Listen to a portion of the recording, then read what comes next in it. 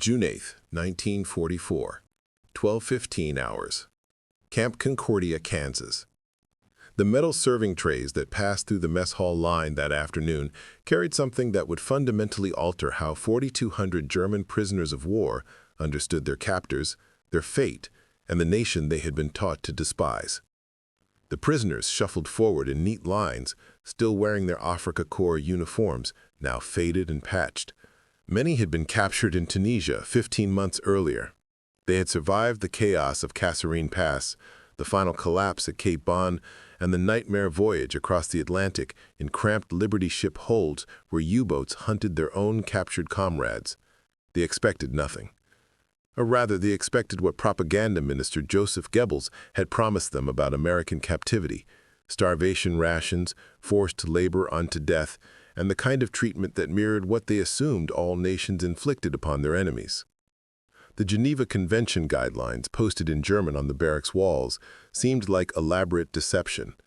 The abundance they had witnessed since arriving at Camp Concordia 3 weeks ago seemed impossible to sustain. Surely, they reasoned, this was temporary, a facade maintained for Red Cross inspectors. Obergefreiter Wilhelm Ecker, formerly of the 21st Panzer Division, had been documenting everything in a hidden journal. He wrote on June 7th, "The guards are not cruel, but we wait for the masks to drop. No nation feeds its enemies better than its own soldiers. This cannot be real." But on June 8, 1944, the camp commander, Colonel James Hartford, had authorized something unprecedented in the American POW camp system. Acting on recommendations from the War Department's Special Projects Division, Hartford had ordered the camp kitchen to prepare an authentically American meal, not the standard military rations that POWs had been receiving, which were identical to what American soldiers ate. Something different. Something that would communicate a message no propaganda broadcast could convey. The kitchen staff, a mix of American Army cooks and POWs who had volunteered for kitchen duty, had spent the morning preparing 4,200 hamburgers. Not the European frikadellen that some prisoners knew from home, American hamburgers. Fresh ground beef, formed into thick patties, grilled with a slight char, placed on soft white buns, accompanied by sliced dill pickles, fresh tomatoes, crisp lettuce, and condiments that included ketchup, mustard, and mayonnaise. The aroma had been drifting across the compound since 1100 hours. Prisoners in the work details returning from the surrounding farms had noticed it first. The smell of grilled meat, rich and fatty, completely unlike the boiled or stewed preparations they had received previously.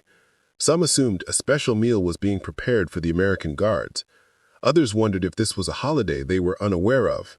At 12:15 hours, the first prisoners entered the mess hall. What they saw violated every expectation their training had created.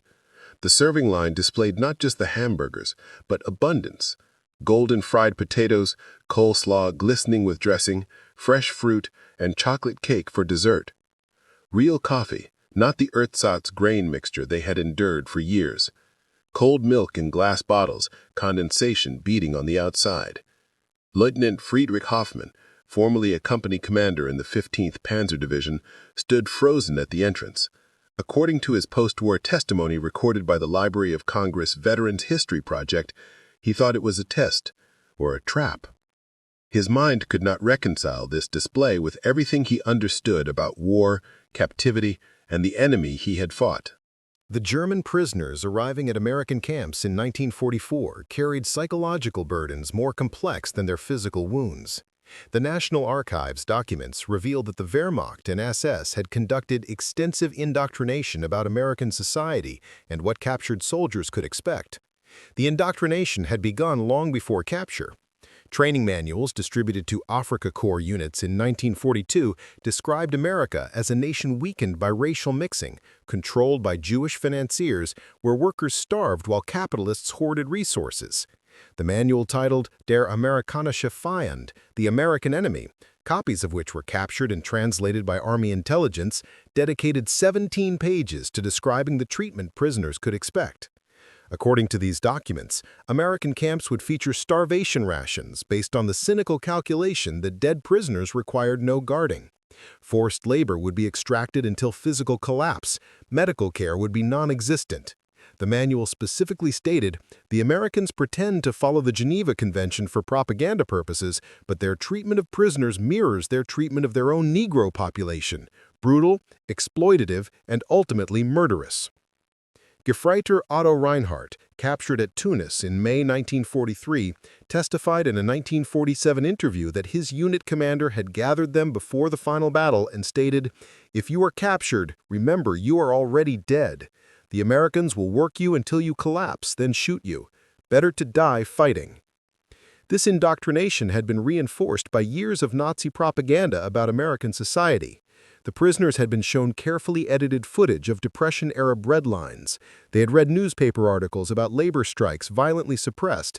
They knew about racial segregation and had been taught this represented the fundamental American character, a society that ranked human worth and disposed of those deemed inferior. The reality they encountered contradicted everything. The transport from the East Coast processing centers to interior camps had been the first shock. Trains with padded seats, regular meals during the journey, medical examinations upon arrival, barracks with real beds, mattresses and heating, mail privileges allowing them to write home through Red Cross channels. But the prisoners had developed explanations. The Red Cross was watching. This was temporary. The treatment would change once they were no longer useful for propaganda. Some believed they were being fattened for forced labor in war industries, after which they would be disposed of. Camp Concordia itself represented the second-largest POW facility in Kansas, designed to hold 4,000 prisoners but currently housing 4,200. The facility had been constructed in 1943 on farmland outside the small town of Concordia, population 7,500. The facility covered 640 acres and included housing compounds, administration buildings, a hospital, recreational areas, and work assignment offices. The prisoners had been gradually integrated into local agricultural labor under Geneva Convention guidelines. Farmers desperately short of workers due to wartime conscription paid the U.S. government for POW labor. The prisoners received 80 cents a day in camp scrip, which they could spend at the canteen on cigarettes, toiletries, and small luxuries. Even this created cognitive dissonance. Gefreiter Ludwig Brenner, working on a wheat farm 5 miles from camp, wrote in a letter intercepted by camp censors, "The farmer's wife brought us cold lemonade during our break. She asked about our families. Her son is fighting in France. Why does she show us kindness? This makes no sense within the framework we were given." The War Department had been studying this psychological phenomenon since 1943. A classified report from the Prisoner of War Special Projects Division, declassified in 1978, documented what they termed ideological dissonance collapse. The report stated, German POWs arrive expecting brutality based on their indoctrination. When confronted with treatment that contradicts these expectations, they experience psychological confusion that creates openings for re-education. But the approach had been cautious. Official re-education programs, showing films about Nazi atrocities, providing uncensored newspapers, conducting democracy classes, had met resistance. Prisoners dismissed these as propaganda, no different than what they had received from their own government. The ideology remained intact, simply inverting who was lying. Colonel Hartford had read the Special Projects Division reports with interest. A veteran of World War I who had spent 6 months in a German POW camp, he understood captivity from both perspectives. His proposal, submitted to the War Department in May 1944, took a different approach. Propaganda can be dismissed as lies, but physical reality cannot be denied. These men have been taught that America is a poor nation that cannot feed its own people. They have been told our soldiers are poorly equipped and weakly motivated. Every day they remain healthy and well-fed contradicts this, but they rationalize it as temporary or exceptional. I propose we stop trying to tell them who we are and simply show them in ways their own experience cannot deny. The Hamburger Initiative was the first test of what Hartford called demonstration theory. Not lectures about democracy, not films about American plenty, just an authentic American experience that would speak for itself through the simple fact of its existence. The hamburger that would be served to 4,200 German prisoners on June 8, 1944, had deeper roots than Colonel Hartford's immediate initiative. The weapon, and it was considered a weapon in the psychological warfare arsenal, had been born from observations across multiple POW camps dating back to late 1943.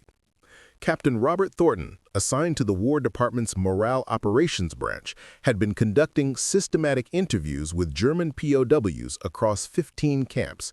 His classified report from December 1943, now preserved in the National Archives, documented a consistent pattern. Prisoners maintain ideological resistance to formal re-education, but show profound confusion when confronted with material abundance that contradicts their indoctrination about American poverty and weakness. Thornton's research identified specific trigger points. The quality of medical care shocked prisoners accustomed to battlefield medicine that had deteriorated as Germany's resources dwindled. The variety of food surprised men who had been eating increasingly monotonous rations since 1942. But most significantly, small gestures of normalcy, American guards sharing cigarettes, local churches inviting prisoners to services, farmers treating them as workers rather than slaves, created what Thornton called cognitive fractures in the ideological armor. The Hamburger emerged from a collaboration between Thornton's Morale Operations Branch and the Army Quartermaster Corps Food Service Division. Lieutenant Colonel Dorothy Henderson, one of the few women in senior quartermaster positions, had been studying how food served as cultural communication. Her memo from February 1944 stated, "The hamburger represents American identity more completely than any single food item. It communicates abundance, fresh meat, democracy, available to all classes, innovation, distinctly American despite European origins, and optimism, casual, forward-looking, unpretentious." Henderson's team developed specific guidelines for what they termed the authenticity protocol. The hamburgers could not be generic meat sandwiches. They had to embody the genuine American experience. This meant fresh ground beef, not preserved or canned meat. Soft white buns, not hard bread. The specific combination of condiments and fresh vegetables that any American would recognize from roadside diners and backyard cookouts. The specifications documented in Quartermaster Corps records reveal meticulous attention to detail. Beef patties, 4 ounces, 80-20 lean-to-fat ratio, grilled, not fried, slight char on exterior, medium doneness. Buns, soft white bread, lightly toasted, 3.5 inches diameter. Condiments: yellow mustard, tomato ketchup, mayonnaise, all available simultaneously. Vegetables: crisp iceberg lettuce, sliced tomatoes, 1/4 inch thick, dill pickle chips. Accompaniments: French fried potatoes, coleslaw with vinegar-based dressing, fresh fruit when available. Test implementations had occurred at 3 camps in April 1944. Camp Aliceville in Alabama, Camp Hearn in Texas, and Camp Swift in Texas each served hamburgers to prisoner populations ranging from 800 to 1,200 men. The results, documented in after-action reports, exceeded expectations. At Camp Aliceville, surveillance reports noted prisoners spending hours discussing the meal. Camp censors reviewing letters found repeated references to unbelievable food and questions like, how can a nation at war serve such meals to prisoners? At Camp Hearn, the camp psychiatrist reported a measurable decrease in hostile attitudes toward guards following the hamburger meal. Most significantly, the hamburger meals preceded successful re-education sessions. Prisoners who had dismissed democracy lectures as propaganda showed increased willingness to engage after experiencing tangible evidence of American material superiority. The psychological mechanism was clear. The hamburger proved America's capacity in ways words could not. Colonel Hartford's proposal built upon these test results, but added systematic documentation. Camp Concordia would photograph the meal service, record prisoner reactions through covert observation, analyze letters written afterward, and conduct voluntary interviews. The goal was to create a replicable protocol for the 425 POW camps operating across America, holding approximately 371,000 German prisoners by mid-1944. The hamburger had become a carefully calculated instrument of psychological warfare, designed to achieve what force could not: genuine ideological conversion through the simple, undeniable evidence of abundance. 12-15 hours. The first prisoners moved through the serving line.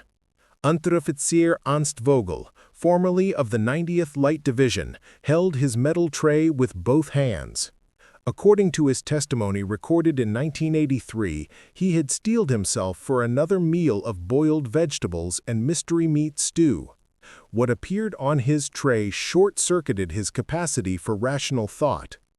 American cooks, wearing clean white uniforms and paper caps, served each component with practiced efficiency. First, the hamburger itself, placed carefully on the tray so the fresh vegetables and condiments remained visible. Then fried potatoes, still glistening with oil. Coleslaw in a side compartment. Fresh apple slices. A square of chocolate cake. Finally, a guard poured cold milk into his cup from a glass bottle, the liquid white and pure. Vogel stood motionless, blocking the line. A guard, Private Harold Jenkins, according to camp records, said in broken German, "Move along, buddy, everyone gets the same." The implication crashed through Vogel's consciousness. This abundance was not special. This was standard. By 12:30 hours, all 4,200 prisoners had been served. The mess hall held 800 men at a time, requiring multiple seatings. Camp photographer Sergeant Raymond Walsh, assigned to document the initiative, captured what happened next. His photographs, now preserved at the National Archives, show a remarkable pattern. Table after table of German soldiers sat in silence, staring at their trays. Some prodded the hamburgers with forks, as if testing whether they were real.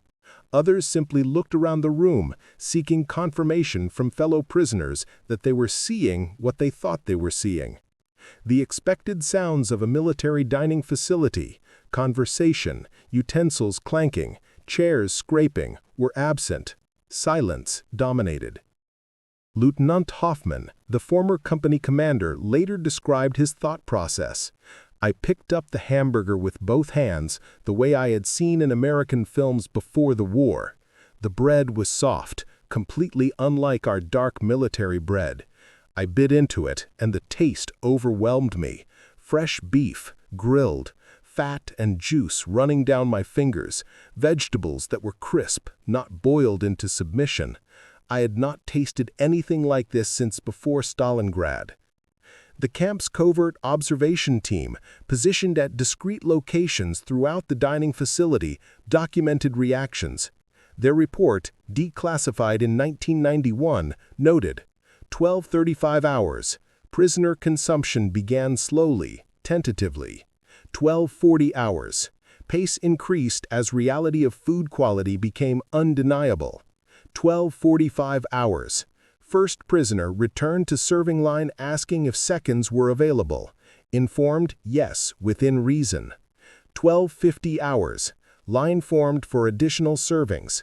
1300 hours. Conversation erupted simultaneously across all tables, volume increasing to normal dining facility levels. The psychological dam had broken. Prisoners who had maintained ideological discipline for months found themselves overwhelmed by simple sensory reality. Gefreiter Paul Schmidt later wrote in his diary, intercepted by camp censors, "How do I reconcile this meal with everything I was taught? They feed us better than our own army fed us in 1943. This is not temporary. This is not for show. This is simply how they eat." Most significantly, the hamburgers triggered memories of pre-war normalcy. For many prisoners, this was the first meal since 1939 that reminded them of peacetime abundance. Obergefreiter Anton Weber testified, "I was transported back to 1938, eating at a restaurant in Munich with my family.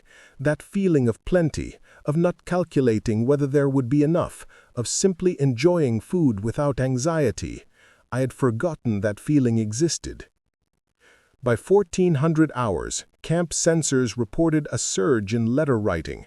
Prisoners rushed to describe the meal to family members in Germany, though all letters would be delayed months in transit and heavily censored. The letters revealed the psychological impact. "They gave us meat and fresh vegetables and cake and milk, all at once, for lunch, on a regular day. I do not understand how this is possible. The afternoon work details departed for local farms with unusual enthusiasm. Guards reported prisoners discussing the meal continuously, debating its implications, struggling to reconcile experience with ideology. The hamburger's impact extended far beyond that single afternoon. Within 48 hours, Camp Concordia's administration documented what Colonel Hartford termed the cascade effect, a systematic collapse of ideological resistance that spread through the prisoner population like a slow-motion detonation. June 9th brought an unprecedented development. 17 prisoners requested voluntary meetings with camp education officers, positions they had previously avoided as propaganda agents.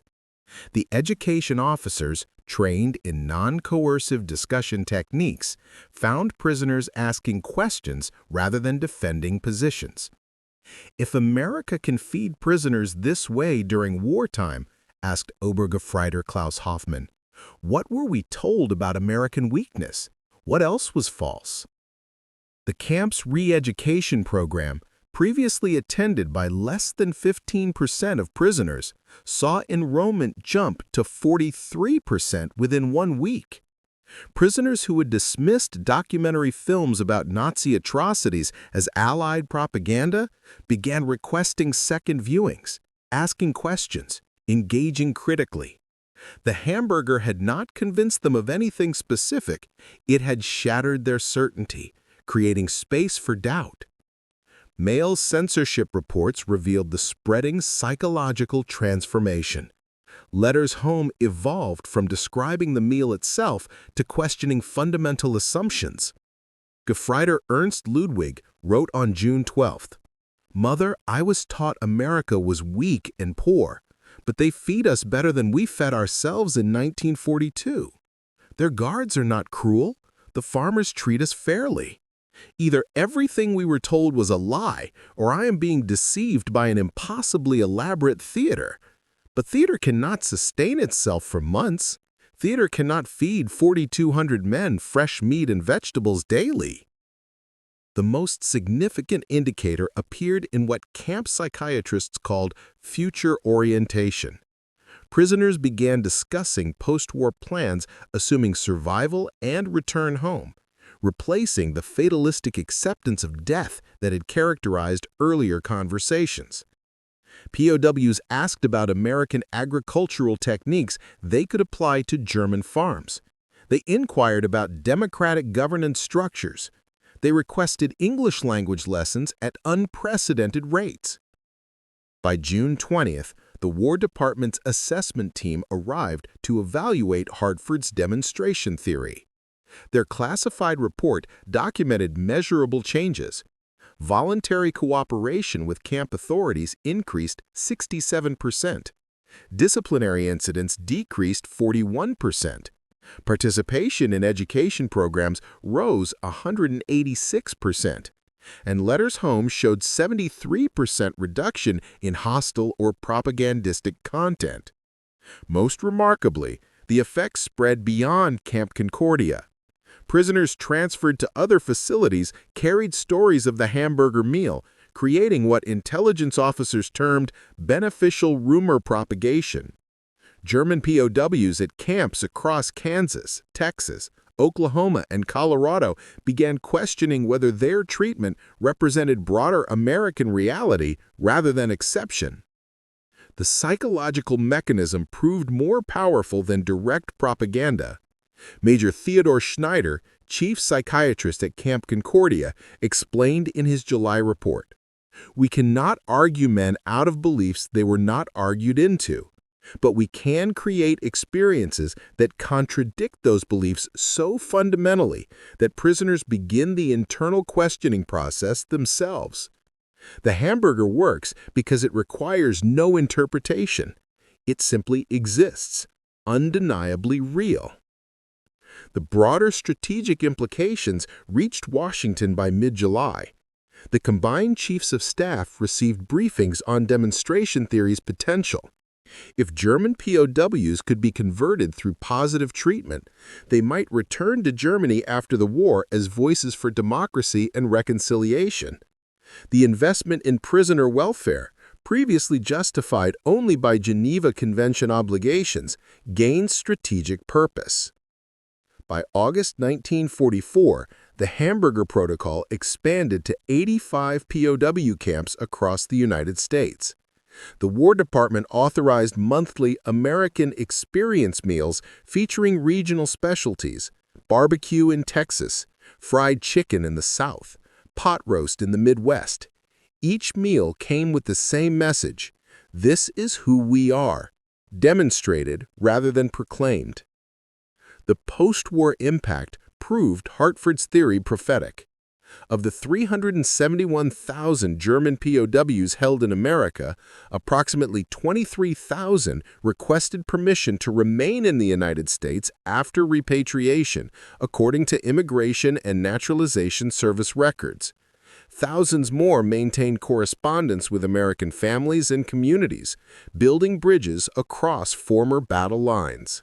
The battle for German prisoners' minds concluded not with surrender documents, but with the gradual recognition that perhaps their enemies had been their teachers. By war's end, the transformation was quantifiable, documented in statistics that told a story propaganda never could. Final accounting from the Provost Marshal General's office, compiled in December 1945. Total German POWs processed through American camps, 371,683. Prisoners who participated in re-education programs, 278,000. Prisoners certified as converted to democratic principles, 189,000. Prisoners requesting to remain in United States, 23,147. Prisoners maintaining correspondence with American contacts after repatriation, estimated at 67,000. The Hamburger Initiative specifically, tracked across 127 participating camps, showed remarkable consistency. Average increase in re-education participation following demonstration meals, 174%. Average decrease in disciplinary incidents, 38%. Average improvement in work detail cooperation, 54%. These numbers, preserved in National Archives records, proved Hartford's demonstration theory more effective than any previous psychological warfare program. Admiral William Leahy, Chief of Staff to the President, noted in his memoir published in 1950, "The treatment of German prisoners in American camps represented one of our most successful psychological operations. We demonstrated American values rather than lecturing about them. A well-fed prisoner who was treated fairly became our most effective advocate when returned to Germany." General Dwight Eisenhower, reflecting on occupation policy in his 1948 memoir, wrote, "The German prisoners who returned from America brought with them an understanding of democracy that no occupation directive could instill. They had experienced it, not as abstract principle, but as lived reality. This proved invaluable during Reconstruction. The long-term strategic impact manifested in unexpected ways. During the Berlin airlift of 1948–49, former POWs who had been held in America formed civic organizations supporting American relief efforts. In the 1950s, as West Germany rebuilt, former prisoners became advocates for Atlantic cooperation, drawing on their wartime experiences of American treatment. Otto Reinhardt, the Gefreiter who had expected execution upon capture, returned to Germany in 1946 and eventually became mayor of a small Bavarian town. In a 1978 interview, he stated, "The hamburger changed my life, not because it was delicious, though it was, but because it proved everything I had been taught was a lie. If they lied about America being weak and poor, what else was false? That meal started me questioning everything, and that questioning led me to democracy." The annual reunions that began in 1975, bringing together former POWs and their American captors, demonstrated the enduring bonds created during captivity.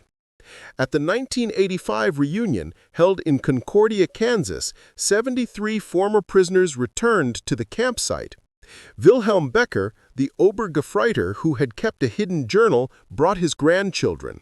He stood in the reconstructed mess hall and told them, "This is where I learned that enemies could become friends, that abundance could be shared, and that democracy was not propaganda but practice."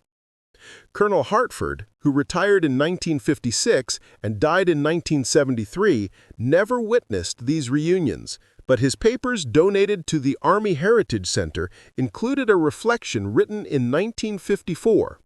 "We defeated Germany with superior force and industrial might, but we won the peace with hamburgers and fair treatment. The second victory proved more durable than the first." The hamburger itself became symbolic in ways its creators never anticipated. In post-war Germany, American-style hamburger restaurants opened in major cities, often run by former POWs who had learned to cook them in American camps. The food became a bridge between former enemies, a shared experience that transcended the battlefield. Today, the site of Camp Concordia is marked by a small museum preserving the POW experience.